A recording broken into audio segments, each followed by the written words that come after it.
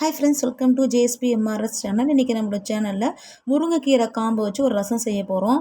ஆமாங்க, இப்போ முருங்கைக்கீரை சாம்பார் பொரியல் கூட்டு செஞ்சுட்டு காம்பை தூக்கி குப்பையில் போடாமல் அந்த காம்பை நம்ம க்ளீன் பண்ணி வேக வச்சு அந்த தண்ணியை எடுத்து நம்ம நார்மல் செய்கிற ரசத்துலேயே மிக்ஸ் பண்ணி சாப்பிட்டோம்னா நமக்கு உடம்புக்கு தேவையான சக்தியும் ஆற்றலும் தருது. ஏன்னா முருங்கைக்கீரையில் பார்த்திங்கன்னா விட்டமின்ஸ் மினரல்ஸ் ரொம்ப அதிகமாகவே இருக்குது.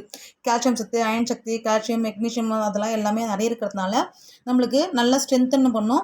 அது மட்டும் இல்லாமல் உடம்புல ஏதாவது கெட்ட நீர் இருந்துச்சுன்னா அந்த நீரை கீழே இறங்குறதுக்கும் பார்த்திங்கன்னா இந்த முருங்கைக்கீரை காம்பு ரசம் ரொம்ப ஹெல்ப் பண்ணும்.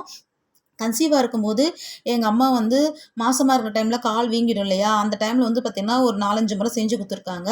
இது தொடர்ந்து சாப்பிட வேணாம். அட்லீஸ்ட் ஒரு 20 நாளைக்கு ஒரு முறை, 30 நாளைக்கு ஒரு முறை வச்சு சாப்பிட்டோம்னா நம்மளுக்கு கேஸ்ட்ரிக் பிரச்சனையும் இருக்காது, உடம்புல இருக்கிற கெட்ட நீரே வெளியே வந்துடும். அதனால் என்ன பண்ணுறோன்னா, முருங்கைக்கீரை காம்பை இலசா இருக்கணும், எடுத்து க்ளீன் பண்ணி நல்லா தண்ணியில் மூழ்கிற அளவுக்கு நல்லா வேக வச்சு சாஃப்டாக எடுத்து ஆற வச்சிடலாம். நம்ம நார்மல் ரசம் எப்படி கூட்டி வைப்போமோ, மிளகு, சீரகம், புளி, தக்காளி, கருவேப்பிலை, கொத்தமல்லி, வேக வச்ச பருப்பு தண்ணிலாம் ஊற்றிட்டு லாஸ்ட்டாக கடைசியாக பார்த்திங்கன்னா முருங்கைக்கீரை வேக வச்ச அந்த தண்ணி, அம்மி உரல் இருந்துச்சுன்னா இடிக்கலாம், அம்மி உரல் இல்லைன்னா நம்ம கை வச்சு நல்லா ஃபோர்ஸ் கொடுத்து அழுத்தம் கொடுத்து நல்லா புழிஞ்சு அந்த ஜூஸ்லாம் எடுத்து கொடுத்து நம்ம ஒன்றா மிக்ஸ் பண்ணிவிட்டு ஒரு தாளிப்பு கொடுத்துடணும். கடுகு, சீரகம், உளுத்தம் பருப்பு போட்டு தாளிப்பு கொடுத்து நம்ம நார்மல் ரசம் மாதிரி கொதிக்க வச்சு சாப்பிட்டோம்னா சூப்பராக இருக்கும். ட்ரை பண்ணி பாருங்கள்.